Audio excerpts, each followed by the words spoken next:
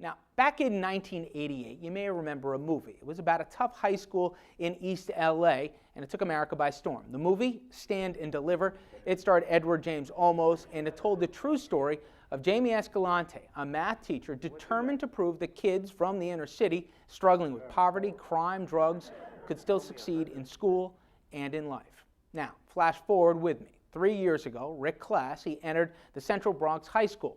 It was his first day on the job as a new math teacher. He was about to undergo a baptism by fire. He tells his story in a new book, Man Overboard, Confessions of a Novice Math Teacher in the Bronx. Ultimately, Rick's story parallels that of Jamie Escalante. It may be a different coast, a different city, and a different school, but both teachers wanted to teach their kids the same thing. They wanted to teach them to stand and deliver. And so tonight, we're going to meet Rick Class. We're going to find out how he thinks it can best be done. We're going to see how Rick and other experts in education address many of the issues everyone agrees are critical to the future of our schools. Among the questions, how do we fix those city schools? What about small schools?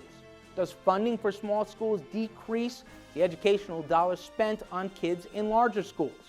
Do the limitations of small schools or small classes negatively affect the kids really? And is there a better way to approach all of this conversation? Now, how about getting rid of ineffective teachers and school administrators to start with?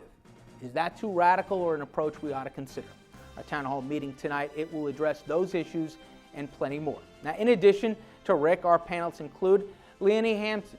She is the head of an organization called Simply Enough, Class Size Matters. She says personal attention, the very best way to help solve many of the problems Rick encountered here in the Bronx, and limiting class sizes by law, even if necessary.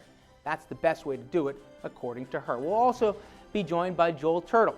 He is the author of the book Public Schools, Public Menace, How Public Schools Lie to Parents and Betray Our Children. He says forget about class size and get rid of the bad teachers, principals, and administrators first. Finally, we're going to hear from the audience right here, and later on we're going to hear from you folks at home on both the toll-free phone lines and online as well. But first, let's get to the background. When it comes to education, everybody's got an opinion. Do this, don't do that. Fire the bad teachers. Antidepressants, asthma, allergies, illegal drug use. These things should disqualify a person from joining the Army. I pretended to be affected by all of them while posing as a potential recruit. Well, I wanted some information about joining. My first 2 stops were in Manhattan. At the first recruiting office on 6th Avenue, I told Sergeant Rodney St. John I was taking an antidepressant. He said that made me ineligible. You want to join the Army the correct way. Uptown at 72nd Street, I told Staff Sergeant Constance L. Campbell I had asthma. She said that condition would keep me out of uniform. If our doctor says you are identified with having asthma, and they would disqualify you. It wasn't until I headed up to the recruiting station on the Grand Concourse in the Bronx that I found soldiers much more at ease with bending the rules. Sergeant Julius L. Baskerville filled out my initial qualification form and noted that I was taking a strong antidepressant. Any medication? Yeah. I also said I was allergic to shrimp and had smoked marijuana just a few days ago. Any one of those things should have made me ineligible, at least for now. But I was passed on to Staff Sergeant Miguel A. Rodriguez, who filled out more paperwork and asked me to come back again the next day. When I did, I was given a drug test, which I intentionally failed by substituting a drug user's urine for mine. Also that day, I was told how I should handle my disqualifying conditions. In an alarming piece of advice, Staff Sergeant Rodriguez told me to stop taking my antidepressant medication and not tell the military anything about my condition. I would tell you what I tell all my guys. It's your word against their word. So if you say, if you don't tell them, if you don't say nothing to them, then they won't say nothing. So if I don't say anything, then they won't know. But I won't be able to take it while I'm there.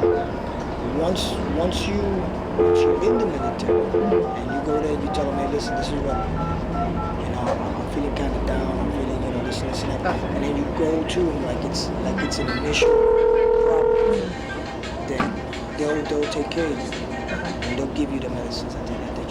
He also said I should keep quiet about the shrimp allergy. If you let them know that you're allergic to shrimp, that would disqualify you. Okay. right off the bat. So if they ask you for allergies, then you're like, I don't have it. And while Staff Sergeant Rodriguez didn't tell me how to pass the drug test, he did suggest there were ways to do it. I know you've heard stuff out on the streets on what can help you to clean up and stuff like that. Is it on the internet? Can I find it on the internet? You should be able to.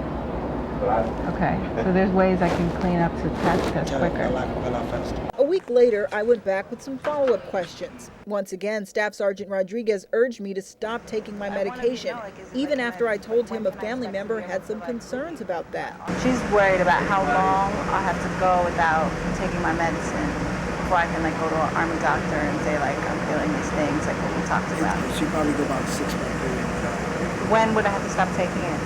The day before you leave. Oh, okay.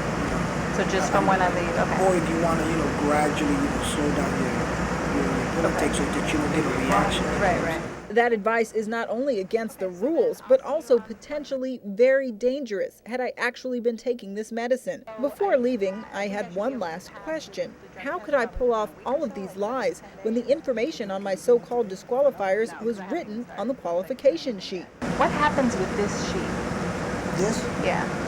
This have to put you in the army. Okay. The Army's newest slogan is an army of one. We hope this one soldier doesn't represent them all.